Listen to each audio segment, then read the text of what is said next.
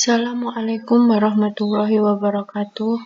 Kami dari kelompok 5 akan mempresentasikan pentingnya ilmu pengetahuan yang kami beranggotakan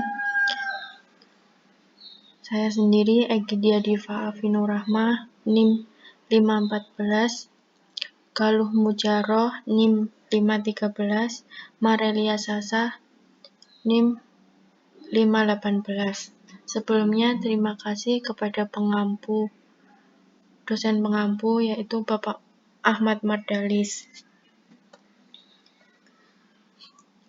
3 pandangan kaum muslim terhadap Al-Quran. Yang pertama, mengatakan bahwa Al-Quran memuat seluruh bentuk ilmu pengetahuan termasuk disiplin. Pandangan ini karena menempatkan Al-Quran sebagai sumber ilmu pengetahuan dan teknologi. Tujuan utamanya adalah untuk menunjukkan mukjizat Al-Quran dalam lapangan ilmu dan meyakinkan orang-orang non-muslim akan keagungan dan keunikan Al-Quran, dan untuk menjadikan kaum muslimin bangga memiliki kitab suci.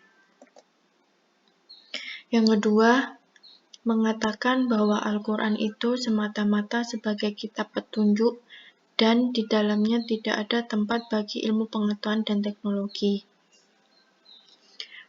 Pandangan kedua ini sebagai bentuk reaksi dari pandangan pertama, dipelopori oleh Abu Ishaq Al-Sayhibi yang dikutip oleh Al-Dhahabi dalam At-Tafsir wa Al-Mufassirun, bahwa orang-orang saleh pendahulu kita itu lebih memahami Al-Quran daripada kita, dan mereka tidak membicarakan tentang bentuk ilmu tersebut. Argumentasi yang mendukung pandangan kedua kita bisa disimpulkan dalam 4 hal, yaitu yang pertama, tidaklah benar menafsirkan kata-kata Al-Quran dengan cara yang tidak diketahui oleh orang-orang Arab pada masa Nabi. Yang kedua, Al-Quran tidak diwahyukan untuk mengajari kita sains dan teknologi, tapi merupakan kitab petunjuk. Masalah iptek di luar tujuan diwahyukan Al-Quran. Yang ketiga, sains belum mencapai tingkat kemajuan yang sempurna, maka tidak benar menafsirkan Al-Quran menurut teori-teori yang dapat berubah.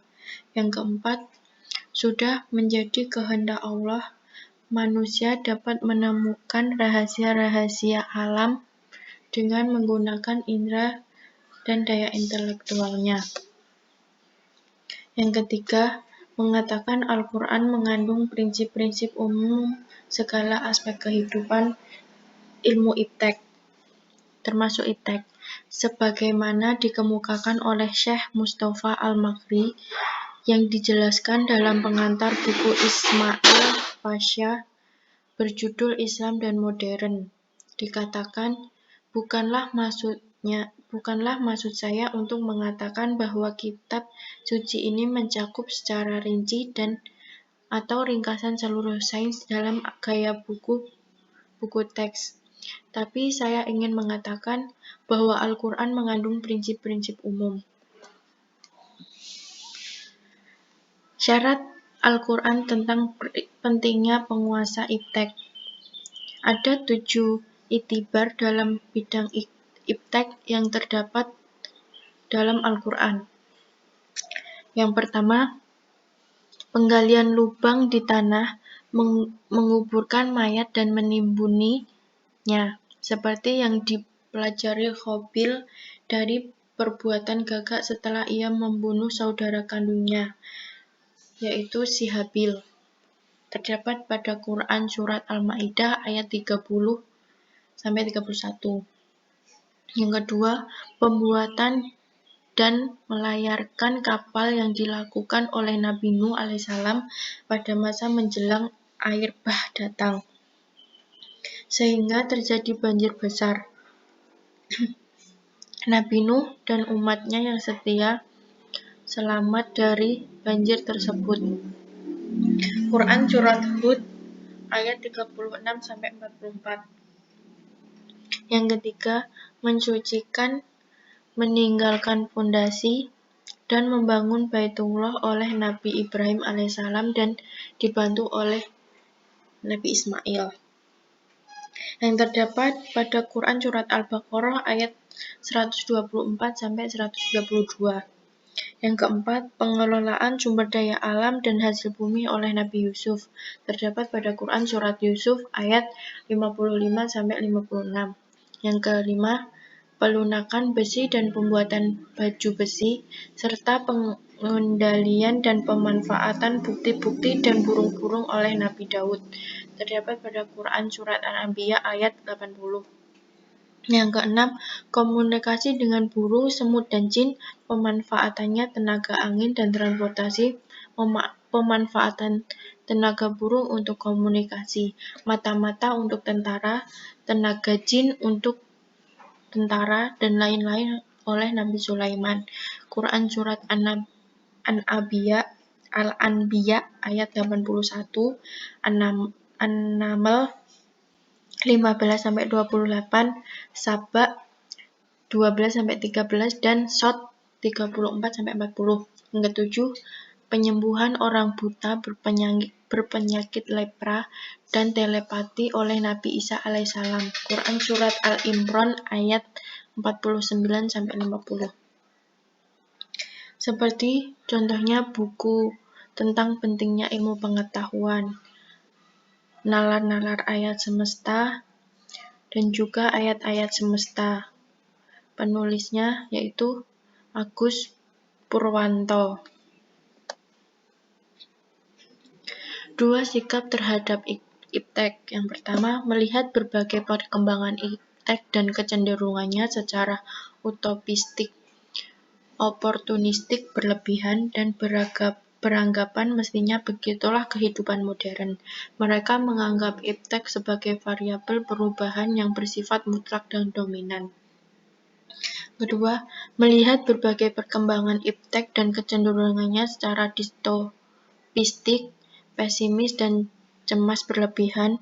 Mereka melihat perkembangan iptek berbagai sumber bencana bagi masa depan manusia, dan penuh dengan kekhawatiran iptek yang akan mencabut kebudayaan manusia dari akarnya, mencabut nilai-nilai kemanusiaan yang luhur.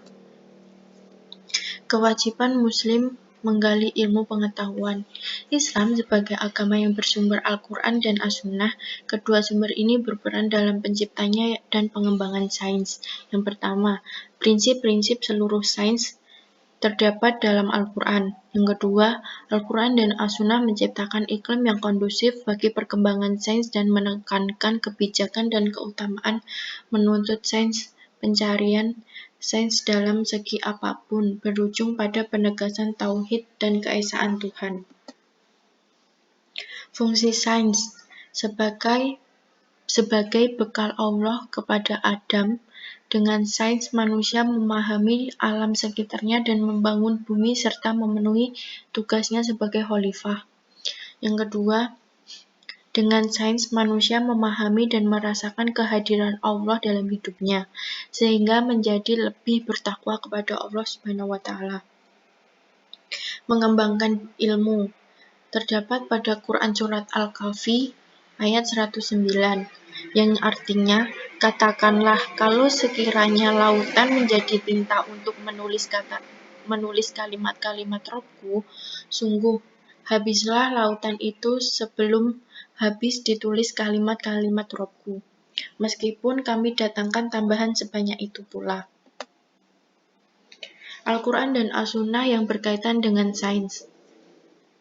Terdapat pada Quran Surat An-Nahl ayat 78, yang artinya, Allah mengeluarkan kamu dari perut ibumu dalam keadaan tidak mengetahui suatu apapun. Dan Dia memberi kamu pendengaran, penglihatan, dan hati agar kamu bersyukur. Ayat ini mengisyaratkan penggunaan 4 sarana, yaitu pendengaran, mata atau penglihatan, akal, dan juga hati. Trial and error atau coba-coba, pengamatan, percobaan, dan tes-tes kemungkinan ini digunakan para ilmuwan untuk meraih sains. Model studi ilmu klasik medieval dan kontemporer. Menurut Medicis dan Syekh Nur Husain Nas, hanya ada beberapa madrasah saja yang mengajarkan beberapa bidang sains yang diharapkan pada madrasah-madrasah Sunni, seperti filsafat dan sains eksakta. Menurut ilmu Butlan menggambarkan klarifikasi sains dalam bentuk segitiga, di mana sisi sebelah kanan adalah sains agama, sisi sebelah kiri sains filsafat dan alam, dan juga sisi bawah adalah sains kesusasteraan.